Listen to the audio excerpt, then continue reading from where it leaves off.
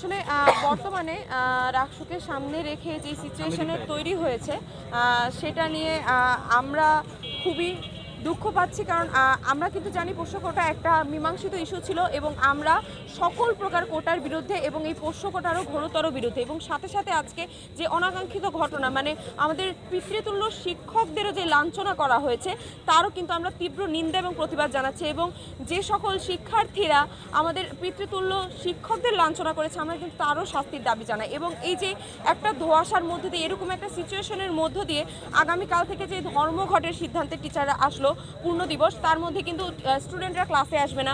অনেকে হয়তো এই ঘটনা দেখে ব্যাগ গুছিয়ে নিয়ে কাল সকালেই বাড়ি চলে যাবে। এর মাধ্যমে আমাদের রাকসু কিন্তু হুমকির মুখে পড়ে যায়। কিন্তু আমরা কিন্তু চাই, আমাদের প্রাণের দাবি 35 বছর পর যে রাকসু হচ্ছিল, সেই রাকসুটা কিন্তু আমরা 25 তারিখেই চাই যে অনুষ্ঠিত হোক, এবং তার মাধ্যমে কিন্তু শিক্ষার্থীদের অধিকার এবং দাবি আদায়ের সবচেয়ে বড় প্ল্যাটফর্মটা ন্যায্যতা পাবে। আর আমরা চাই যে এই যে পরিবেশের সৃষ্টি হয়েছে, এটা যেন খুব দ্রুত আমাদের রাকসু করার মতো যে পরিবেশ দরকার, শিক্ষক এবং শিক্ষার্থীদের মধ্যে যে সৌহার্দ্যপূর্ণ পরিবেশ দরকার, সেটিকে যেন প্রশাসন কর্তৃক নিশ্চিত করা হয় এবং এই অযৌক্তিক যে পোষ্য কোটা, সেটাকে যেন অবিলম্বে বাতিল করা হয়।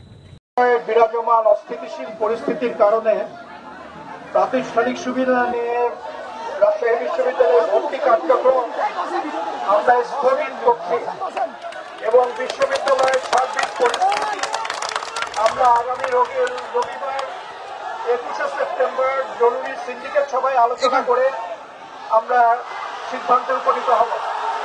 ভিডিওটি ভালো লাগলে পরবর্তী ভিডিও নোটিফিকেশন পেতে চ্যানেলটি সাবস্ক্রাইব করে পাশে থাকা বেল বাটনটি অন করে রাখুন।